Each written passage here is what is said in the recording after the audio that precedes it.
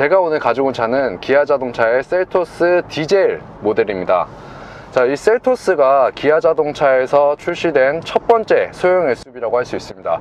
원래 스토닉이 이제 기아 자동차의 첫 번째 소형 SUV라고 생각하시는 분들이 있는데, 그건 이제 SUV라기보다는 그 프라이드 차체에다가 이제 껍데기만 바뀐 차이기 때문에 사실상 SUV라고 보기도 좀 힘들고, 그렇기 때문에 판매량도 굉장히 많지 않았어요. 그래서 이제 기아 자동차에서 이제 절치부심해가지고 이 셀토스라는 차량을 내놨는데, 자, 소형 SUV라고 하면은 쌍용 자동차의 티볼리하고 현대 코나, 그리고 뭐 쉐보레 트렉스 정도와 동급이라고 할 수 있습니다. 근데 이제 이 셀토스는 그런 동급 SUV보다 가격이 한 100에서 200만원, 최대 200만원 정도 더 비쌉니다. 그 이유가 이 셀토스는 코나나 티볼리보다 차체 크기, 그리고 이 실내 내부 공간, 그리고 트렁크 공간이 있어서 차이가 큽니다. 뭐 예를 들어서 이제 코나 같은 경우에는 휠베이스가 4600mm인데 이 셀토스 같은 경우에는 30mm가 더 길어요. 이게 이제 중형 세단급에서 30mm가 더 길다고 하면은 뭐 크게 얼마 차이가 나지 않는데, 코나에서 30mm가 더 긴 정도면은 좀 더 여유로운 공간을 보여준다고 할 수 있습니다. 트렁크 공간도 거의 500L에 가까운데, 이 정도면은 소형 SUV에 가깝기보다는 준중형 SUV인 스포티지나 투싼에 더 가깝다고 할 수 있습니다. 자, 그렇기 때문에 가격이 좀 더 비싼데, 과연 여러분들이 준중형 SUV인 투싼이나 스포티지를 사지 않고 이 셀토스를 살만한 가치가 있는지 한번 알아보도록 하겠습니다. 자, 일단 이 셀토스에 딱 앉았을 때 드는 느낌은 굉장히 여타 다른 소형 SUV와는 다르게 몸을 좀 더 잘 감싸주는 그런 느낌이 듭니다. 코나 같은 경우에는 딱 앉았을 때 이 시트에 그냥 그 위에 그냥 얹혀져 있는, 제 몸이 얹혀져 있는 그런 느낌이 들었는데, 이 셀토스 같은 경우에는 이 시트 자체를 좀 더 몸을 더 감싸줄 수 있도록 만든 그런 느낌이 듭니다. 그리고 이 모델이 디젤 차량인데, 지금 소형 SUV급에서는 디젤이 그렇게 인기가 많지 않아요. 왜냐하면은 SUV라도 차체가 작기 때문에 가솔린으로도 충분히 이런 차체를 끌 만한 힘이 나오고, 출력도 디젤보다 더 좋기 때문에 가솔린을 많이 택하는 경우가 있는데, 이 셀토스의 경우에는 디젤 비율이 20%까지 나오고 있어요. 코나 같은 경우에는 디젤 선택률이 5%고, 트렉스 같은 경우에는 디젤 선택률이 한 10% 정도 되는데, 이 셀토스에서 디젤 선택률이 20%가 나온다는 거는 그만큼 소형 SUV에 비해서 차체가 좀 더 크기 때문에 디젤의 토크발로 차를 밀어주는 그런 거를 많이 원하는 사람들이 꽤 있다는 그런 사실을 반증해주고 있는 부분입니다. 그래서 이 파워트레인에 대해서 지금 말씀드리자면, 1.6 터보 디젤에 7단 DCT 미션이 결합이 되어 있는데, 현대기아차 대부분이 1.4 터보나 뭐 1.6 가솔린 터보에 거의 대부분 DCT 미션을 채택하고 있어요. 자, 뭐 터보 모델이라서 좀 더 빠른 변속을 위해서 DCT 미션을 채택하는 것은 칭찬할 만한 일이지만, 그 DCT 미션의 고질적인 문제점인, 여러분들도 아시다시피 이런 저속에서의 꿀렁거림이 코나에서는 굉장히 심했거든요.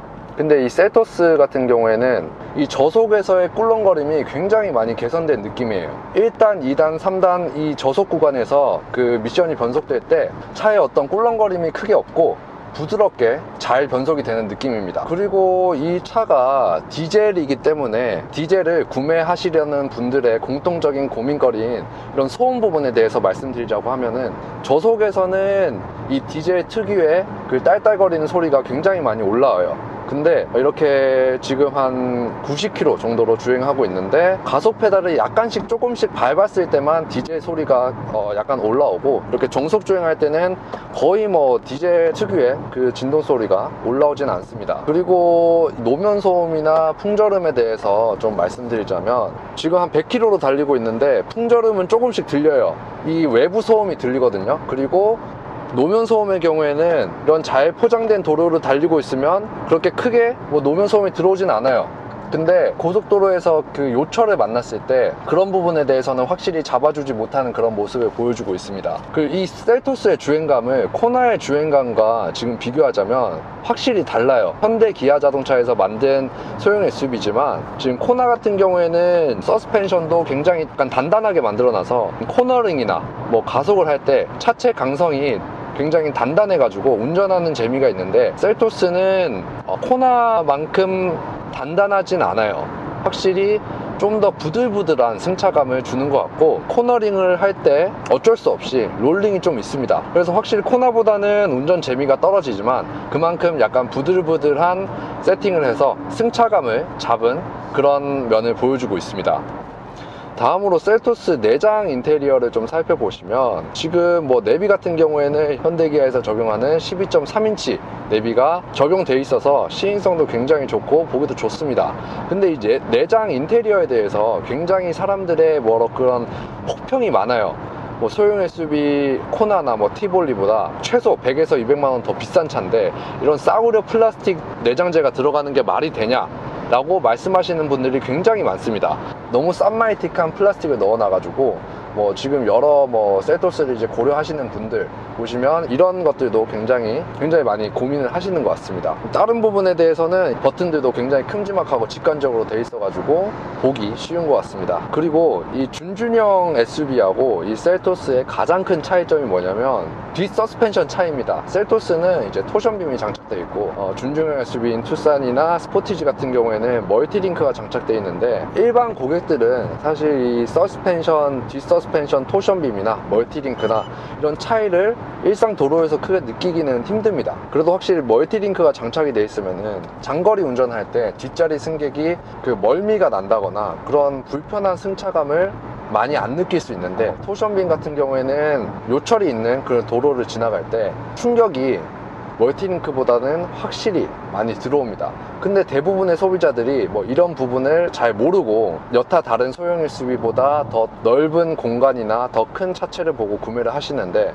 구매하시기 전에 뒤에 사람을 좀 태워보고 요철이 있는 구간을 지나가면서 시승을 한번 해보시기 바랍니다. 정말 신경을 많이 쓴다고 하면은 그 차이를 느끼실 수 있을 것입니다. 방금 이런 부분, 지금 도로에서 굉장히 큰 요철을 만났거든요.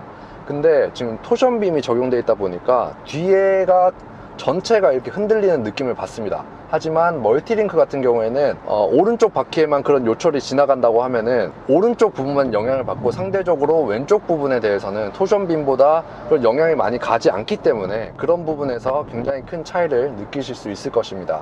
그리고 이 셀토스의 가속력에 대해서 말씀드리자면, 지금 80km에 지금 1100 RPM을 기록하고 있는데, 여기서 한번 추월 가속을 한번 해보겠습니다.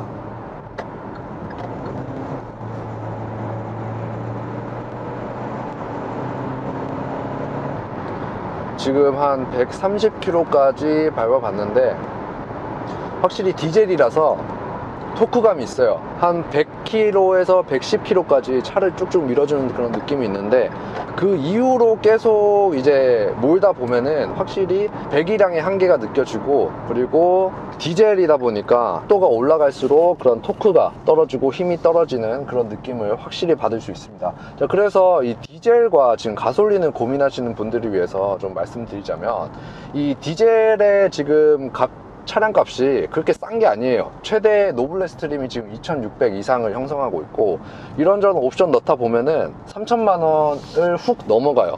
근데 지금 가솔린 같은 경우에는 그래도 지금 소형 SUV에서는 비싸지만 2,400만 원대를 형성하고 있는데, 연비를 생각하시고 지금 1년에 한 2만 킬로 이상 운행을 하시겠다 하시는 분들 제외하고는 셀토스 그냥 가솔린 사는 게 나을 것 같습니다.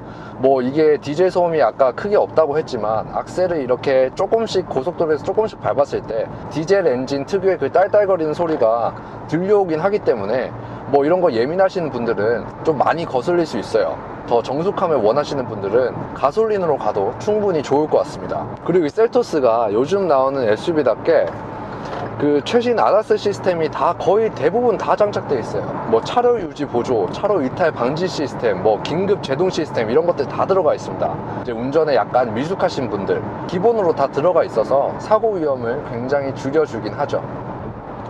그래서 이 셀토스에 대해서 이제 총평을 해보자면, 일단 많은 분들이 셀토스의 디자인을 보고 많이 호감을 가지고 구매를 하시는 것 같아요. 그리고 저도 이제 셀토스가 처음 나왔을 때 앞면 디자인이 정말 진짜 기아에서 만든 진짜 SUV 중에서 거의 역대급이다 라고 할 수 있을 정도로 굉장히 이쁜 그런 디자인을 가지고 있는데, 주행감에 대해서 말씀드리자면 투싼이나 스포티지 대비해가지고 그렇게 꿀리는 편이 아니에요. 또한 소형 SUV의 코나나 뭐 트랙스, 티볼리에 비해서 주행감이 뭐 더 좋다고 할 수는 없지만 약간 주행감의 성격이 달라요. 코나 같은 경우에는 작은 차체에 서스펜션도 단단하게 해가지고 운전하는 재미를 주고 좀 딱딱한 승차감을 주지만, 이 셀토스 같은 경우에는 좀 더 큰 차체에 서스펜션을 좀 더 부드럽게 세팅을 해가지고 승차감 위주의 세팅을 했기 때문에 충분히 패밀리 차의 개념이라고 봐도 무방할 것 같습니다.